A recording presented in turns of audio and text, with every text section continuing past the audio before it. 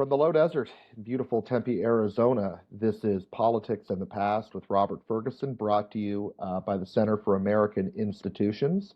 And joining me, I guess we can call you our official UK correspondent now, uh, from maybe not quite as hot as the desert, but still stifling hot Durham, England.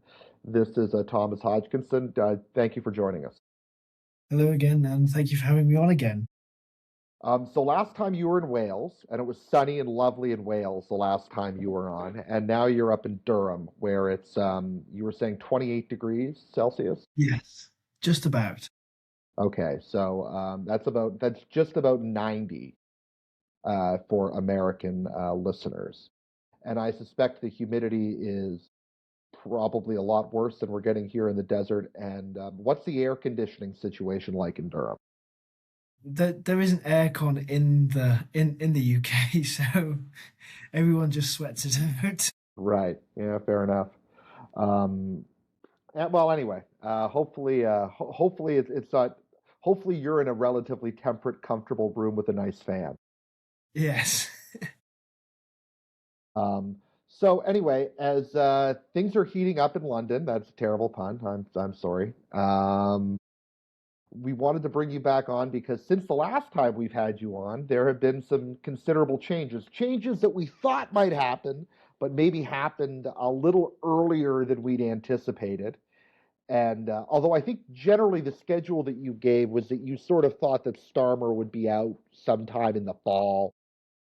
He's announced his resignation now, but his exit date is what, September?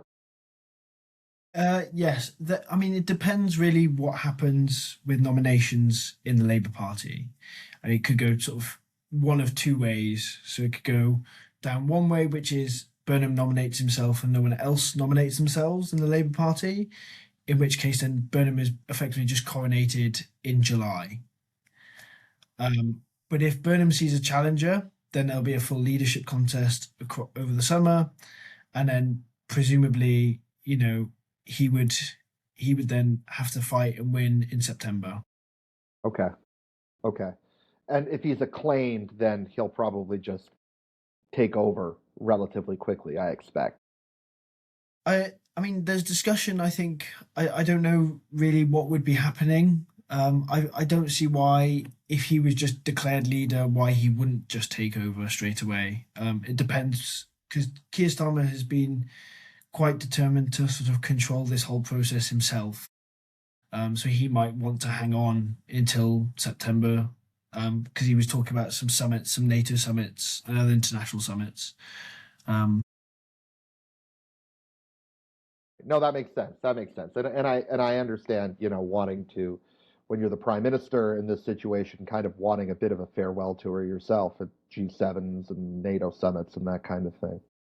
And it is tough if you're the new prime minister coming in right away and being forced into a challenging summit, especially in the case of Burnham, where it's not like he was he was foreign secretary or home secretary.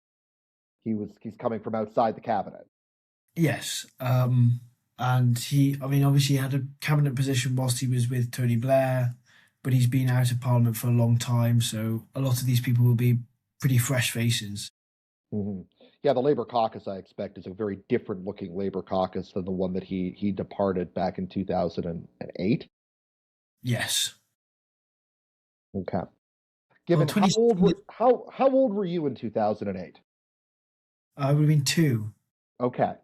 Okay. So since you were 2, Andy Burnham has not been in Parliament.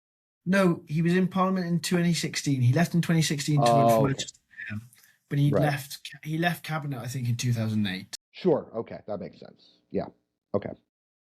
All right. So let's talk a little bit more about Burnham. We did we did a little bit of a whip around last time talking about the various potential replacements for Starmer, but but at this point, all the energy, all the attention is on Burnham. What do you tell us a little bit about him? Well, I suppose the most important thing to think about Burnham is just how vague he is and how he sort of in political no man's land currently, in terms of ideology. No one really knows what he stands for. He's not he's not a Corbynite, and he's not really sort of someone like Wes Streeting who's quite right wing. And he's very changeable. He's a bit of a chameleon in terms of how he changes his mind quite frequently. Um, so, I suppose if there was one thing that you could pin down on him is his idea of devolution. And we spoke about it just like I made a sort of quip before we came on, which was how he has come out today that he's thinking of moving parts of Downing Street and the executive branch up to Manchester to sort of devolve power and sort of spread evenly power across the UK, and so it's not so centered in London. And that's probably his key, I suppose, driving force behind him is he wants to devolve power away from Whitehall, away from Westminster. Um, but apart from that, economically, socially, foreign policy wise, he's pretty much a chameleon and will say whatever I think is convenient. At the beginning of people touting him as a potential leader, he talked about potentially rejoining the EU, quickly backtracked on that. He spoke about higher spending, he spoke about lower spending, he's spoken about loads of things. So yeah, it's really hard to see what he truly stands for. Interesting. I mean, now that's not necessarily a bad quality in a politician. Not being able to be easily pinned down as in an ideology leaves you room for flexibility, and it also means that people can, at least at this point, when it benefits them, project their own ideologies onto him. Which was what the benefit of Starmer was. Mm-hmm. At the beginning, as we spoke about, I think last time, how Starmer's election campaign was just change. And then that suited the Labour caucus and Labour supporters because that could mean anything they wanted to them. And that was the same with sort of Burnham's campaign, which was based on hope. And again, it was the same sort of vagueness. Nothing really sort of concrete in terms of substance or proposals.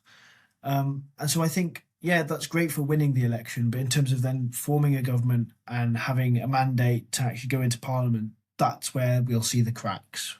Mm-hmm. Mm-hmm. So, uh, he was mayor. He's been mayor of Manchester for how long? Since 2016? 2016. Okay, and he's generally been considered a very popular mayor of Manchester. Can we point to anything that he's accomplished there that uh,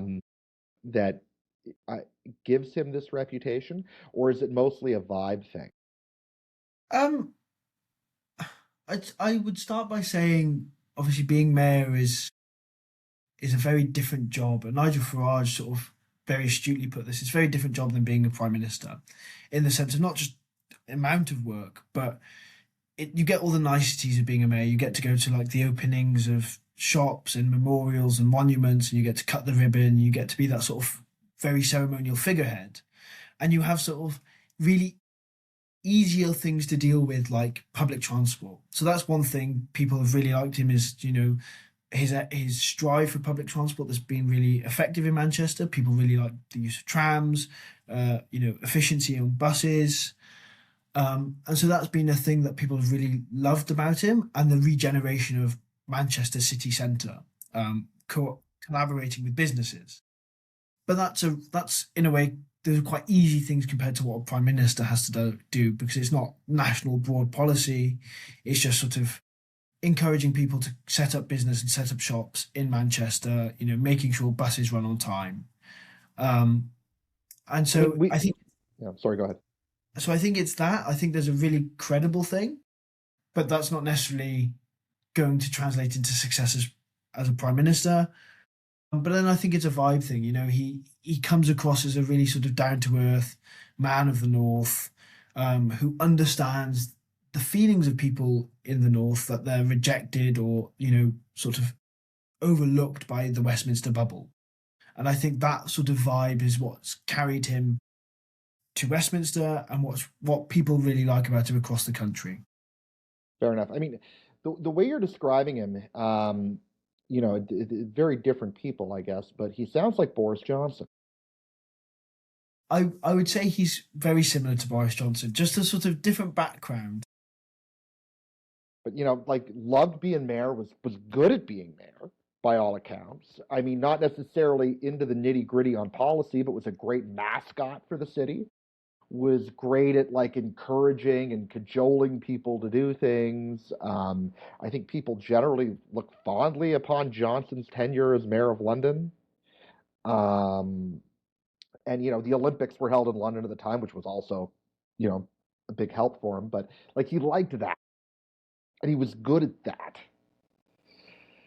And people, I think, it's hard to call Johnson a man of the people, given that he'd gone to Eton, but and his own, sort of aristocratic career or background. But he also, he rode his bike. He kind of had the disheveled hair thing going on, and he kind of had this sort of like not quite man of the people, but eccentric of the people or something like that going for him.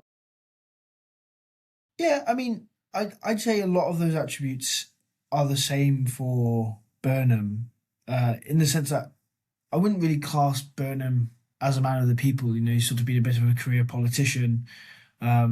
He's quite well off, but the way he presents himself, it sort of makes him look like that. He wears a blazer with a t-shirt rather than a blazer with a shirt and tie. And he's just generally really quite charismatic, like Boris Johnson. So I think he's really able to present himself as that man of the person, man of the people. So yeah, I think there's a lot of similarities that can be, drawn between him and Johnson. But yes, I'm just because I'm not entirely sure whether Burnham has the same sort of political convictions that Boris Johnson maybe had, whether that will translate into good governance. Sure, sure. Interesting. Okay, so I did read somewhere that there have been rumors of promises being made by Burnham to other prominent labor figures in order to keep them out of a potential race. Is that correct? Well, that's what the reports are. Apparently, in order to keep Wes Streeting out of the race, Wes Streeting has been promised the chancellorship, number 11. But I mean, there's conflicting reports because I read somewhere that Shabana Mahmood, our current Home Secretary, was promised the chancellorship as well. But then potentially there are multiple discussions going on, and maybe Shabana Mahmood is happy at the Home Office, and Wes Streeting, now that he's out of cabinet, wants a position, so needs to be promised something like the chancellorship. But there have been a lot of people. I think yesterday, Darren Jones, this sort of he's a former Treasury Minister, but like he was working as sort of Keir Starmer's enforcer in Parliament, in terms of like direction of policy. He's sort of backed Burnham effectively by saying Burnham's plans seem to follow the fiscal rules. I'm happy and I'm not going to be running for Labour leader. So Burnham clearly is doing a lot of calling around, trying to cajole support and everything. Well, I mean, I think that's the goal, right? To make it look like a fait accompli as much as you possibly can, so that Yes. nobody, and so that way he doesn't have to spend the summer campaigning. And I think as well as that's what Burnham wants, I think the people who are receiving these calls, so Wes Streeting, Shabana Mahmood, Darren Jones, other members of the Labour Party, they don't want a massive campaign either, because it will just be reminiscent of the Tories of Liz Truss versus Rishi Sunak, and just sort of endless divisive campaigns where, and I think we spoke about this last time, where, let's say Wes Streeting and Burnham were to run against each other. If Burnham won, even with a resounding victory, but Wes Streeting's camp would be waiting for Burnham to slip up. They'd be waiting for him to fail, and then the knives would be straight away in his back. Whereas that's Keir Starmer has benefited from the fact that because he won the mandate, or a mandate for whatever, from the people and won the election, people were sort of tentative to sort of throw him under the bus straight away. They gave him multiple chances, and then when it became, absolutely untenable that he could remain prime minister, that's when they were like, look here, we like you, but we really think you need to step aside for Burnham, who's now just won that victory in Makerfield. So I think that's the Party wants to avoid that infighting that would take place very openly, very publicly during a campaign, but then would later on sort of persist throughout then the following sort of premiership of Burnham. And then once he goes, then it'd be another premiership, which would then be followed by more backstabbing. And I mean, and I also think it would force Burnham to articulate a coherent policy agenda publicly Yeah. that he might not want to necessarily do that. Yeah, I think he was pretty satisfied with the fact that he could win an election on hope. Yeah, And not on have hope to, and turtlenecks with or t-shirts with blazers is yeah, and not have to tie himself too much to any mast. right. Right. And I mean that's the thing is that I think that the Labour Party, and we talked about this last time, is divided. There's a lot of factions and there's a lot of very ideological factions. And so the moment you start publicly proclaiming a policy agenda, you are by necessity showing which factions are in and which factions are out. Yeah. And as we said, these factions are sort of very ideological as opposed to just sort of personality wise. And so therefore it's not even just about we want our person in, we want our ideology in as well. Um, and that's why I think when we discussed it, it was about, the Prime Minister meeting his backbenchers and saying, what can I do for you? What do you want to see on the legislative process? It's not just about having cabinet ministers from each faction. It's not just about those personalities, but it's about a legislative agenda that reflects all of them. And I think that's something Burnham, as he appears to be sort of quite a, charismatic, a cheerful person, can achieve. He can achieve that sort of balance of speaking with those factions. And you saw it when he entered Parliament again for the first time since 2016. His reception was quite warm, even from the opposition benches. People remember him. He clearly, people remember his face, and so I think he'll be better than Starmer at that point. Yeah, yeah. I mean, you're right. For those who didn't watch the news coverage, the way that like his train from Manchester was followed all the way down to London. I mean, honestly, it looked like the joke that I saw is it looked like the Prigozhin March from 2023 when Prigozhin, when people were following the Wagner group as they were getting closer and closer to Moscow, and that's how it sort of seemed as they were following Burnham's train.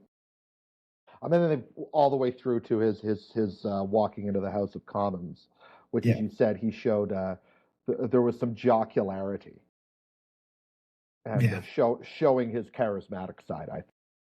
yeah. And I mean, I think Speaker Lindsay Hoyle's sort of shaking of the hands and the sort of brief interaction they had as Burnham walked past showed a sort of familiarity and a sort of good naturedness. And I think, that shows that, he was only recently in Parliament, but also he's a very amicable person.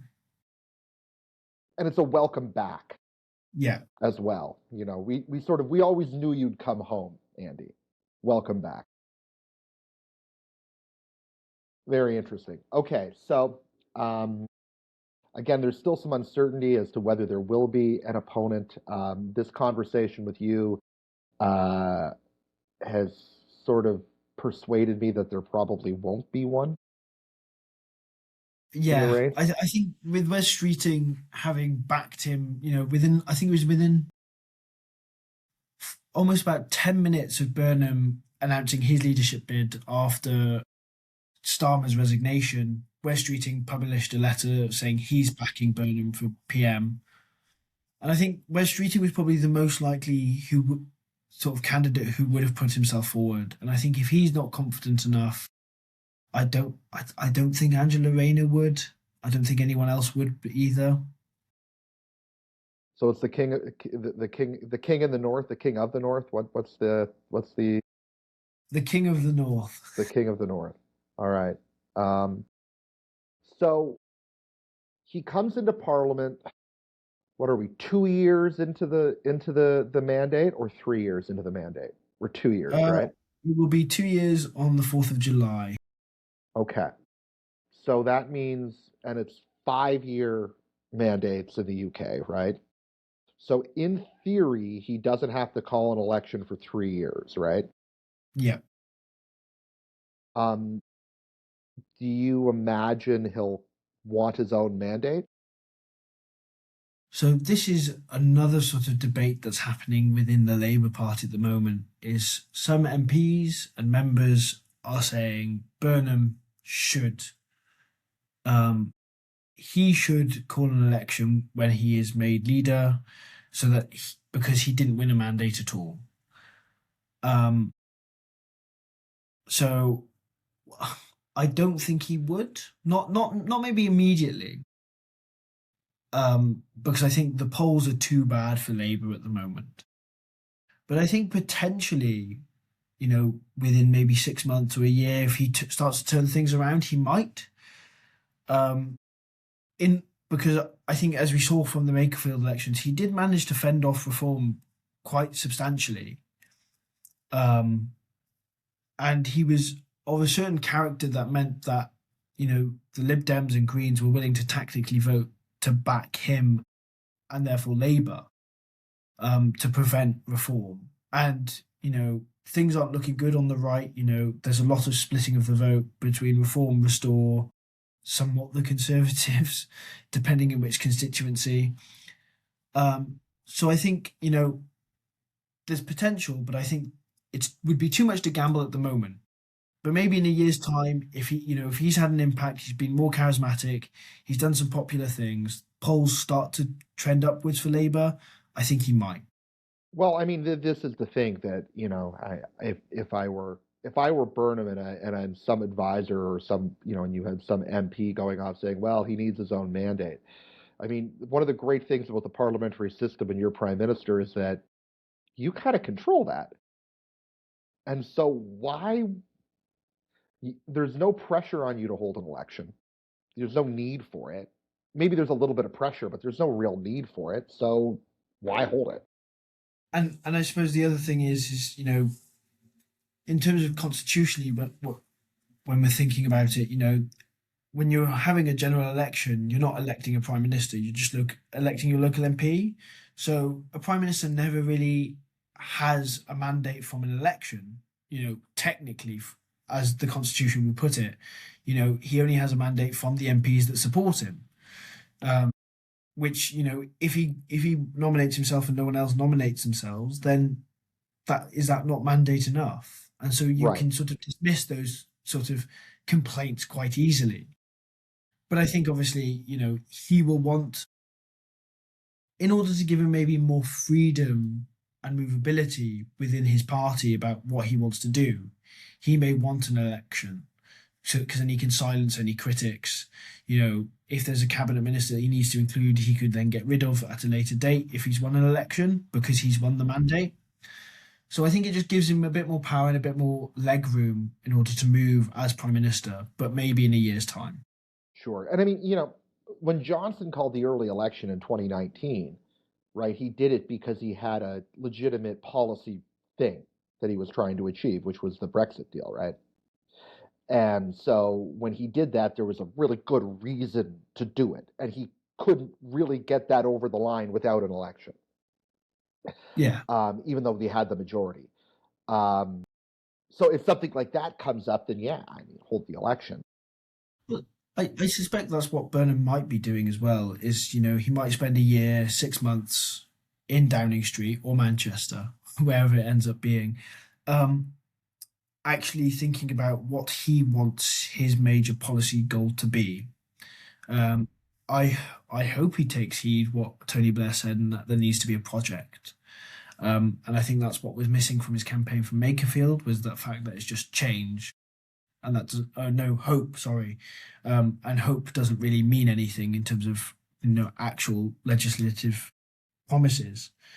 So I hope that he will take the first year to sort of actually get back into the swing of Westminster life, Parliament, Whitehall and see what he wants and what he thinks needs to be done. And then he might go, right, we've started work on it. We've seen an uptick in the polls, economy steadily improving, migration slowly going down. The right is currently divided between three different parties. The left are more willing to support me to stop the right winning. So therefore, I can call an election, win a mandate, and be secure. Interesting.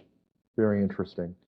So I want to move away from Burnham here and chat a little bit about what's going on the right and on the left. But let's start with the left. We saw in the council elections that although the Green Party maybe didn't do as well as they hoped to do, they still did fantastically well from a historical perspective.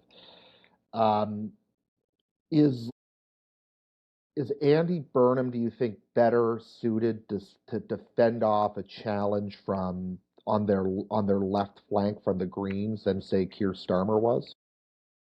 Um, I think so because he has that sort of down to earth, charismatic, sort of man of the people look to him. Whereas Keir Starmer was that sort of, technocratic lawyer who always wore a tie and wasn't, he was still establishment. And so nothing revolutionary was going to happen. And even though people maybe don't, because I'd say, Burnham's probably centre left and he wouldn't probably be as radical as maybe Angela Rayner. But I think, it's more his appeal would appeal to some people who maybe felt disenfranchised by Labour and by that sort of quite establishment-esque image of Starmer. Um, and I think his sort of maybe his focus on devolution may also attract some of those people as well. Um, but it's sort of hard to say, um, you know, whether it will be more Andy Burnham winning over the left or the left surrendering to Andy Burnham to prevent reform victories. Okay. Um, So yeah, so let me just. I think it's probably because I don't know this, so I'm assuming most of our listeners probably don't know it either. Because I assume that, well, that's an arrogant assumption, I suppose. Maybe they all know everything and I don't. But the Green Party in the UK, I think there's this notion in the United States, and I mean we've seen it. I've seen it. My experience with the Green parties in Canada, um, but the Green parties across Europe, where Green parties, their number one issue is the environment and climate change. And then secondarily, their next level of issues tend to be just boilerplate left wing populism. yeah. Is that the case for the UK Green Party? So I think the sort of populism, really quite far left, I'd say borderline communist ideas, although they probably wouldn't label them as communist ideas, are taking more of a precedence. I'd say that's partially due to a consensus that's been sort of come about around climate. Um, but I'd say they view their economic and social policies as a means to an end to solve the climate crisis. So that, a complete sort of state running of the economy will help them, solve the climate crisis, solve carbon emissions, because you're not having greedy, capitalist companies wanting to make money at any cost, even the cost of the environment. So I think the environment has taken a step back in terms of messaging, but is still central to their plans effectively.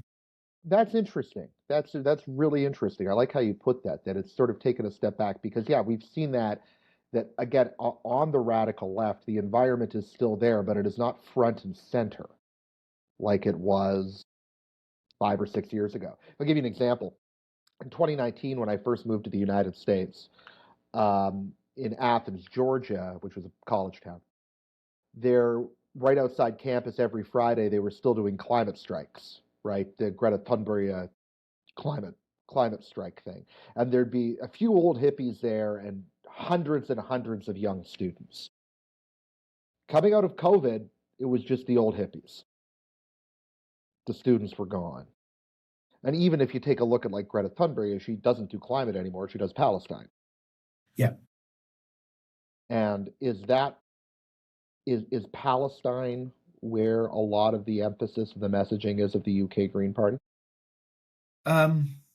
So I think central to all of it is the establishment. And this is where I think it's really interesting when then you look at the right as well, because it's both just a feeling that the establishment has failed. And so it's, the establishment on Israel has failed because it supports, what they would call a terrorist, murderous, genocidal state, Israel. And therefore there's a need to support Palestine. And then, so Palestine's taken a really big role recently, especially because Starmer was sort of forced to nail his colours to the mast. Where the UK formally recognised the state of Palestine, but also, still talks to Israel and is very open with them, and is very open about how we recognise the right of the state of Israel to exist. And with sort of growing, it's sort of like the reverse of anti-immigration is pro-Palestinian. And so in order to emphasize that you're not anti-immigration, you need to be more pro-Palestinian. And then, you've then got the greater Muslim cohort, which is a growing demographic within the UK. And so, you've got what we call over here Gazan independence. So independent candidates running on the basis that they support Gaza, they support, Palestinian nationhood, and they're winning in large swathes and taking seats away from Labour. So Green are trying to sort of corner that demographic to win that, which is arguably how they won Gorton and Denton back when that election was earlier this year. So Palestine is very key and central because it's such a popular sort of discussion at the moment. And it's a really big dividing line between left and right, I think. Interesting. So this is purely trivia and of my own, and my own. This sort of seems like the perfect time for Jeremy Corbyn on the radical left, doesn't it? It would do, but I think the radical left is trying to battle this idea of being pro-Palestine but not being anti-Semitic, because I think they realise that obviously that is a really credible claim of the right, is that, not necessarily by virtue of being pro-Palestinian, but usually those two things come in pairs, is that if you're pro-Palestinian, you tend to be anti-Semitic. I'm not saying that's, they're mutually inclusive and that they are definitely, synonymous, but that tends to sort of happen. And I think Jeremy Corbyn is far too marred with the brush of anti-Semitism, or his failure to tackle it when it was in the Labour Party, that I think he's too toxic of a face to sort of lead that radical left movement again. And I mean, I think he tried to get back on top of it with the new sort of left-wing party that they tried to form, which is Your Party with Zara Sultana. But that sort of fell apart through infighting and who was going to be the face of it. And I think, this is something that the Green Party is really struggling with, is a lot of their candidates for councils. I think their candidate who was running in Makerfield had to quit a couple of hours after he announced his candidacy because of some anti-Semitic posts he made. And they're really tackling with this. And I wouldn't say the Green Party is anti-Semitic, but I think they need to do more to tackle anti-Semitism within the party.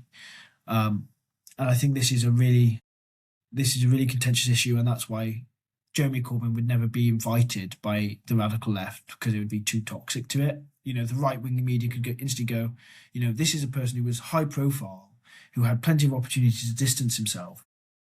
There's no excuse. Whereas Zach Polanski and the Green Party, new party, they can say, look, we're working on the vetting system, we're trying to fix it. there will be people who get through the cracks. That wasn't the same excuse for Jeremy Corbyn. Interesting. Very interesting. Okay, so that's the left, and so whether Burnham will be able to fend off, Burnham might buy Labour some time in fending off the left anyway, um, just by. So actually, let me go. How does devolution fit into that? I suppose it's also partially fending off the other leftist movements like the SNP and Plaid Cymru in Wales.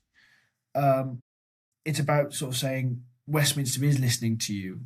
Again, it's about being that anti-establishment purely in the sense of anti-Westminster bubble, centralisation, and saying we want the people to have a greater say. And I think that's sort of a vaguely left-wing movement within the UK. I don't think it has to be left-wing. I think, plenty of right-wing people and conservatives can have that viewpoint because it may just be more effective. And I think it's just a democratic point. But I think, that's attracting some people on the left who maybe felt disenfranchised by the establishment of Labour, which they see as too similar to the Conservatives. And so it's trying to attract those Labour voters who left and went to the Greens. Interesting. Not necessarily trying to attract the far left and the Garden Independents, but just generally those people who felt ostracised and alienated by Starmer and his sort of very centrist establishment. Interesting. Yeah, I mean, I think that's a very good way of putting it. It's the low-hanging fruit that the trying to recreate, or regalvanize support in the Red Wall, and then trying to recover support in Wales and recover support in Scotland.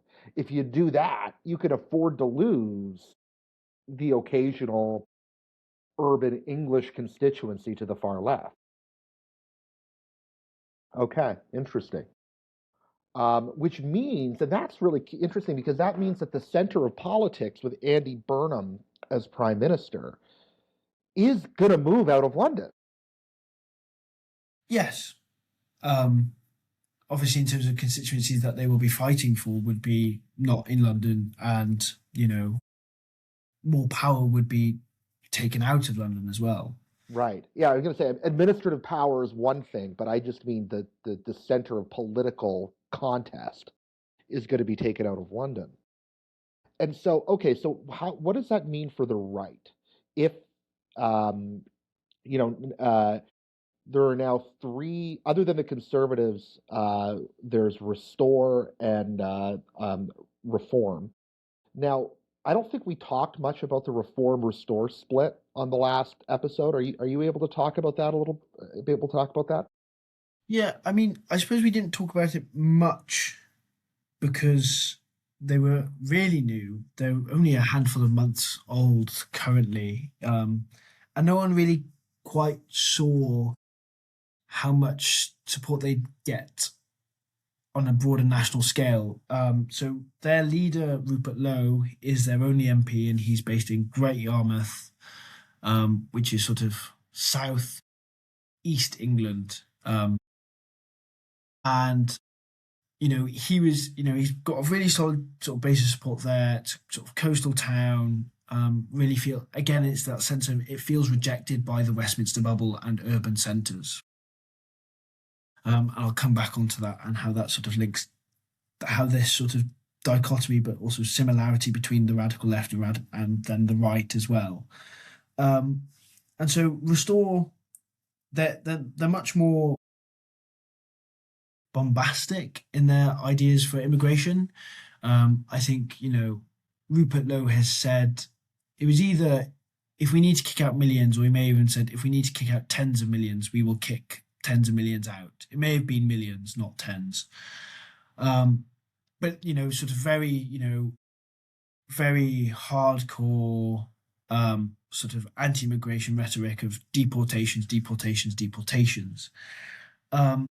And I think that sort of very hardcore rhetoric wasn't taken very serious. Well, it was taken seriously, but people thought that's not a serious political force.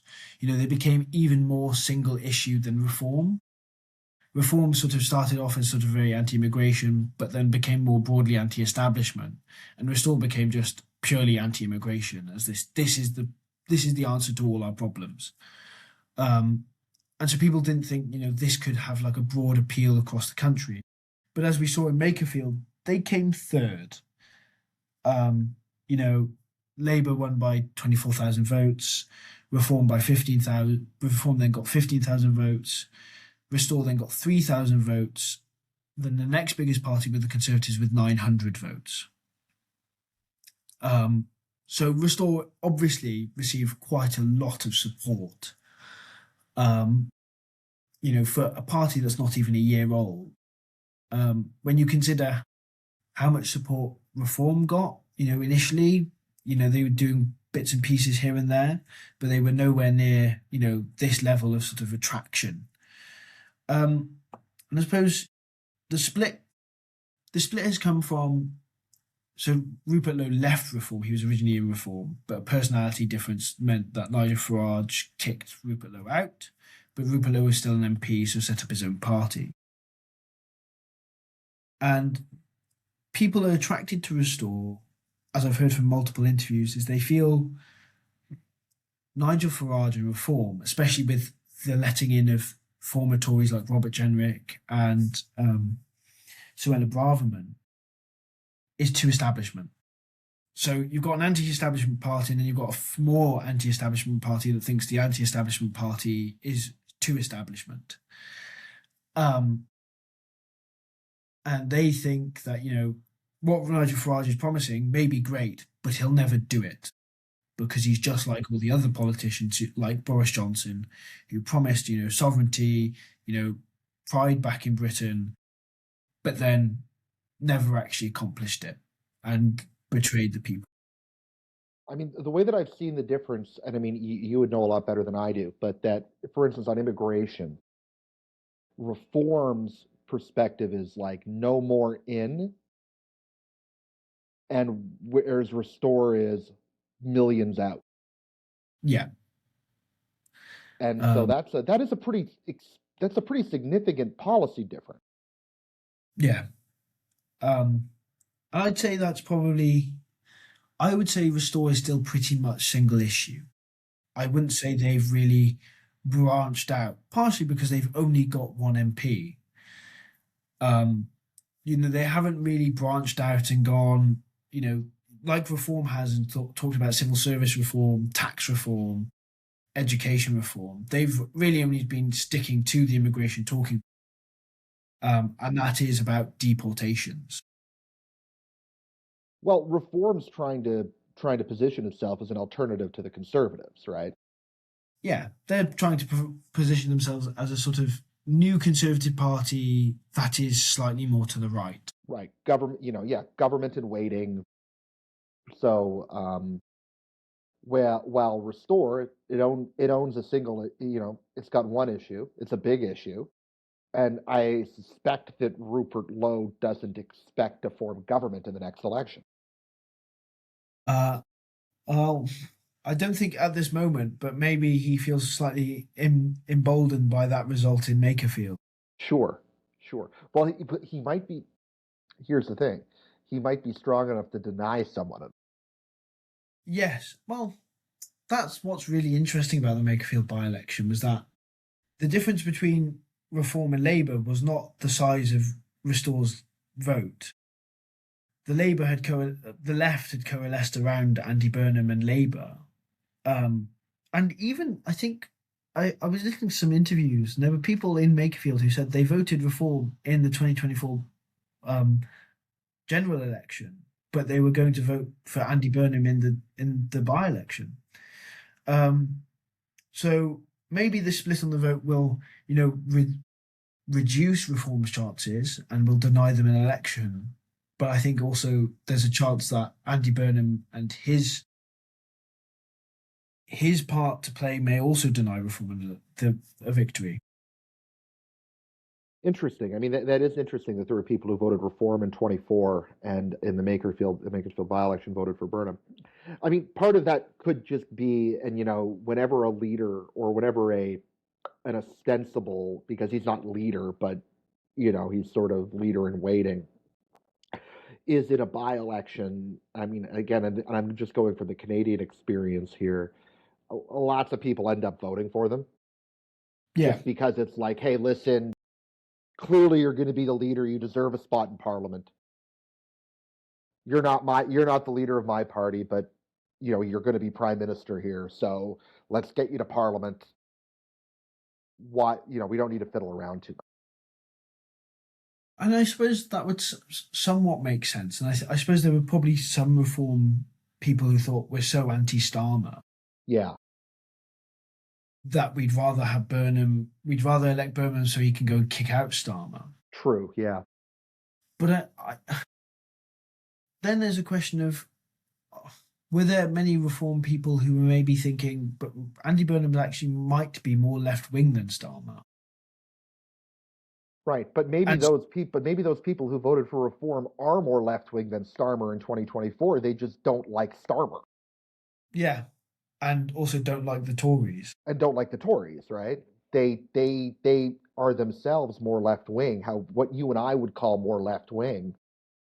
But reform, and I think we've seen this, is that whether it's reform or whether it's restore, um, they I think they have the ability to attract left-wing voters on as long as they're not left-wing on immigration.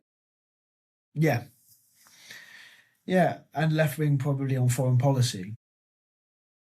Some of them might be left-wing on foreign policy. It's immigration that's the issue they care about, or Yeah. that's their only right-wing issue.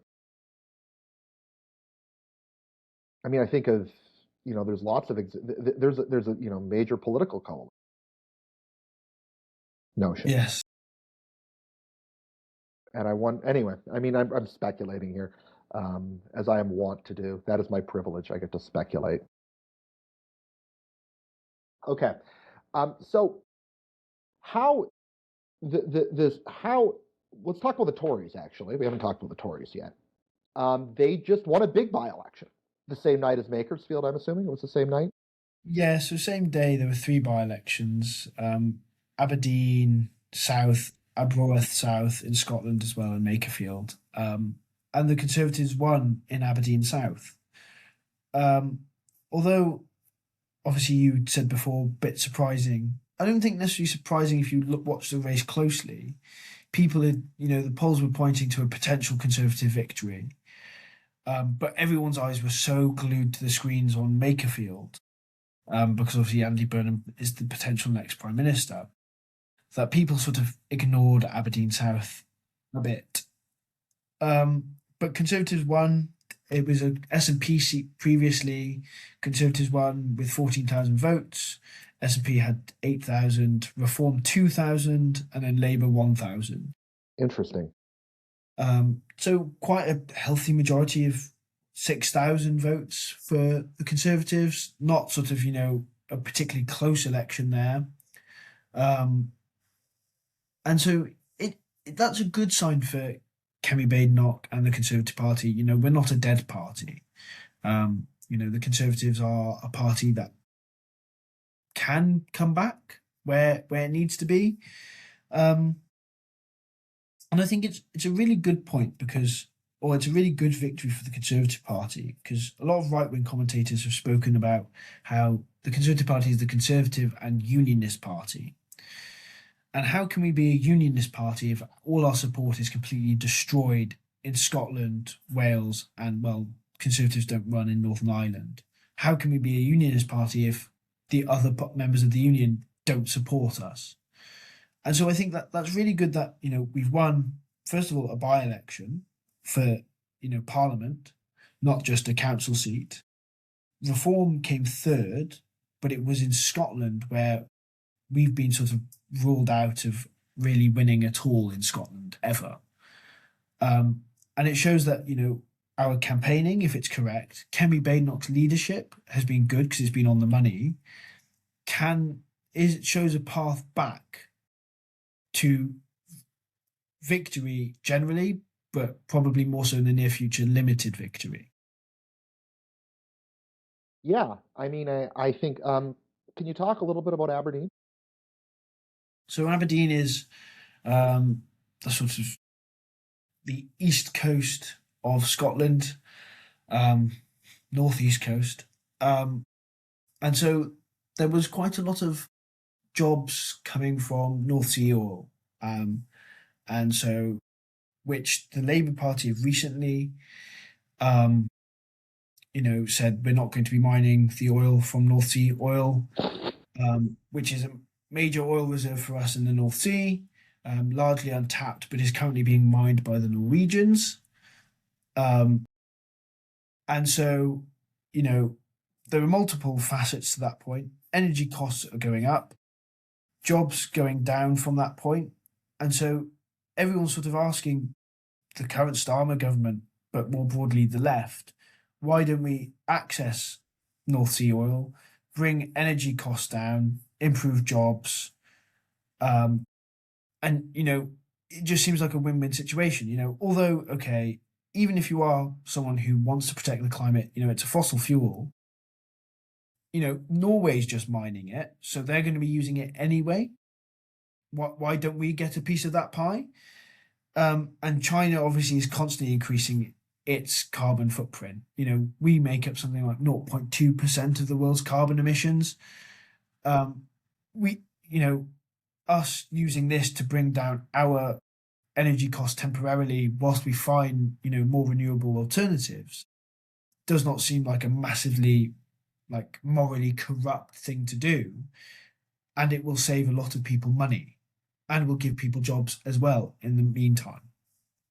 And so this is why I think the Conservatives won that by-election, was because this is what Kemi Badenoch has been mentioning at Prime Minister's questions fairly regularly. Let's tap into North Sea oil, let's lower energy costs, let's provide jobs for people who live in Scotland, like specifically Aberdeen. And so, those people in Aberdeen were like, well, we'll vote for Conservatives because this has been a consistent message, not just from that specific candidate, but from the National Party in Westminster, which is we want to tap into this. So there's that. So they voted for them for the immediate economic output of gaining jobs.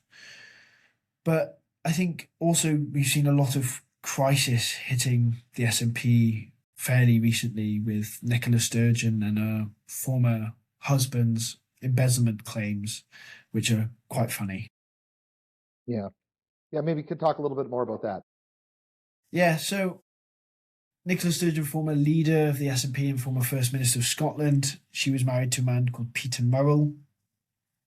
And a lot of money that was donated to the SNP in an effort for elections and the Leave referendum went missing.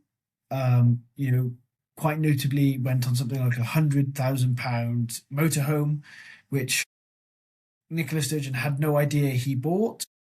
Even though it was parked outside her house, she had no idea that this was bought. £19,000 on pens. And so you listen to some of the police interview recordings, and they're like, "What? Why did you spend £19,000 on pens? Who needs that many pens or that good pens?" And so I think it's that scandal of, I mean, first of all, it's very serious. It's embezzlement of people's money being donated to the SNP for this particular purpose. But it's the sense of it, one rule for them and another rule for the rest of us, and that sense that politicians are always constantly getting cream of the cake, and they live the high life, off other people's backs. I mean, Scotland's not a wealthy place, right? No, not particularly. Yeah. So this is very interesting then. So what you're seeing is, again, just back to this point about how politics, the center of politics or the battleground of politics, seems to be moving outside of London, where you have the Tories who are insisting on this economic development through natural resources, bringing down home cost, bringing down the price of things through, again, economic development. And again, that's economic development that's not going to be happening in London, though some of it will be, but primarily outside places like Scotland and Wales. You have you've got Restore speaking to the concerns of, I think, the of an England that is feels left behind by the London bubble.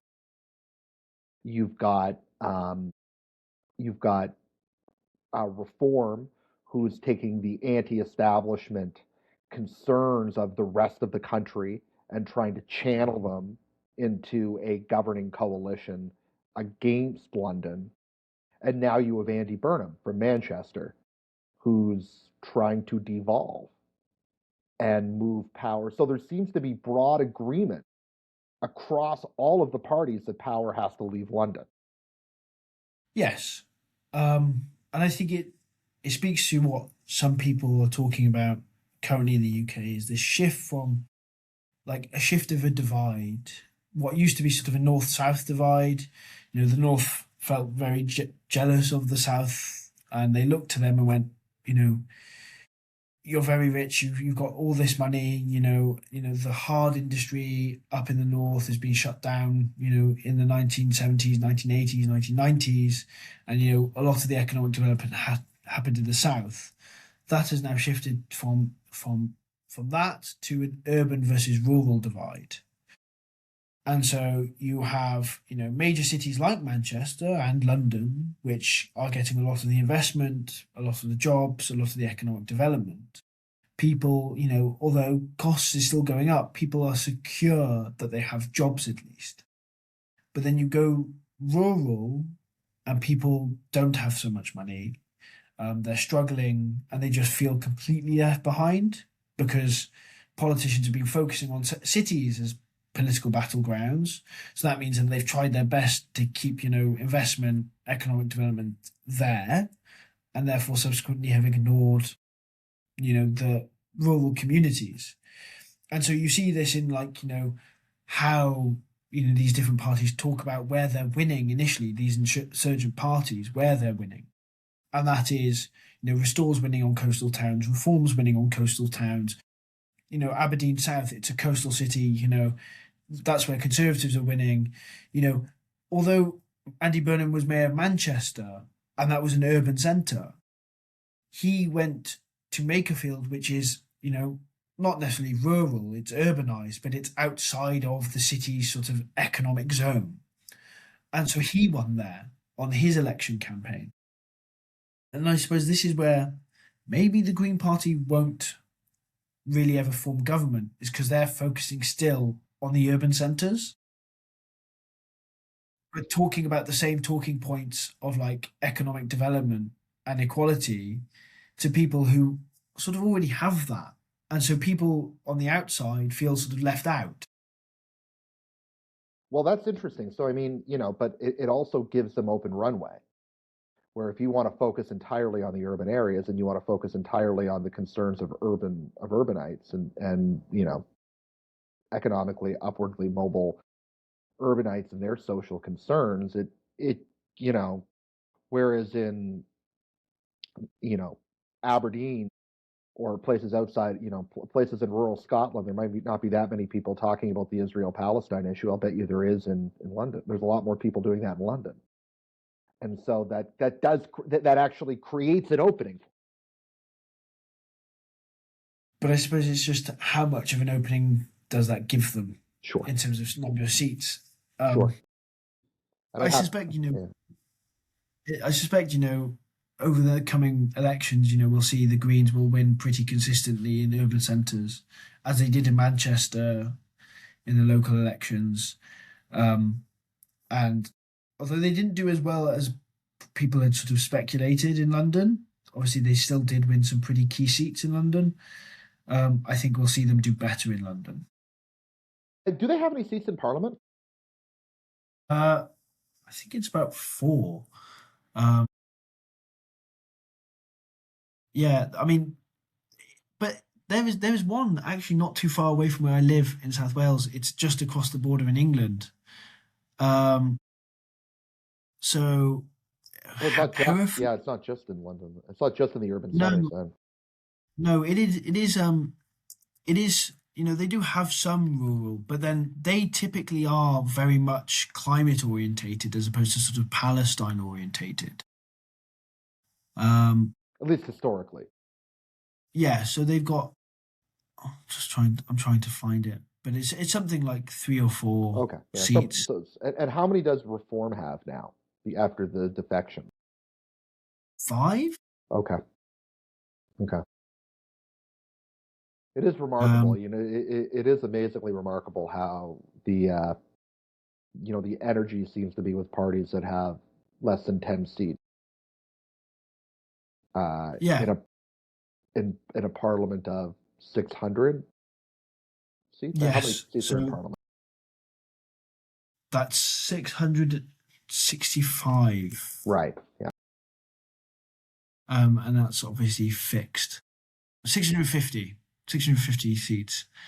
Um, and and Reform has 8 seats. Reform is 8 seats. Okay. Yeah. Either way, single digits. Yes. And but I think that's because obviously what we saw in the general election in 2024 was the massive anti-conservative movement, um, rather than rather than it being sort of more broad. It was sort of just it was still the duopoly of Labour and Conservative and Reform. It had only gotten Nigel Farage as its leader a month before. Um, the Greens hadn't elected Zach Polanski yet as their leader, so we're still pretty much a sort of single issue party of environmentalism. The Lib Dems, did I mean they did the best they've done in a while. So I mean, 72 seats. Yes. So they did pretty well, but it was, a massive just anti-conservative movement. Yeah, for sure. I was trying to look at how many seats the Tories have, but that didn't come up. But anyway, well over 100 anyway. They have two. I don't know if they have 200, but No, I think it's in the hundreds. yeah. Um, But anyway, it's I mean, Labor had it. It was a crushing majority. which All is right. sort of a blessing and a curse. Of course, right? You want your coalition to be big enough, but not too big. Yeah. All right. Well, Tom, thank you so much for joining. It's been great, and we'll have you on again here in the next couple of months as things change. I'm sure again in the UK. I should ask, are you enjoying the World Cup? I'm loving it. Yes, the atmosphere is great. It's always great in England. There's so much hope for England to win it, but I'm skeptical. Well, I haven't been following. How have they been doing? I mean, they won their first game, um, and then they drew last night, although they probably should have won. But they'll probably qualify for the group stages. But England has a tendency to sort of show a good performance, but then kick the bucket when it most matters. Sure, sure. When Um, was their last World Cup victory? 1966, Okay, so yeah, 60 years ago. yeah. Okay. Well, hey, I had But I hear long-suffering that sports fans, right? I hear the Scottish and English fans are making headlines in the US. They are. They are. I think the Scots drank Boston dry. Yeah, we've it creates a lot of national pride over here. Well, that's good. No, you know what? This has been it's been a reminder, I think, that people like you and I who focus on politics a lot and see the world sometimes through politics. I think a lot of people especially in this world of social media, have done that. Um, and what you think of the U.S. government, neither here nor there. The fact is that when we're all put in the same place and we give something else to talk about other than politics, my God, do we all get along? And my God, do we all have a lot of fun, Yeah. right? And so I think it's been the last couple of weeks, and the next few weeks will be a continual reminder of that. Yes. Anyway, thank you very much. Good luck to the English football team, and I hope for all of your sake that it goes well. I have no. I mean, I guess I'm Canadian, so I suppose I'm cheering for them. I live in America. I guess I'm cheering for them. I guess I'm cheering for the North American team. Somewhere in there. But I hold no ill will towards English football, so I wish them the best. Thank you very much. All right. Well, take care, Tom. Thank you, you too.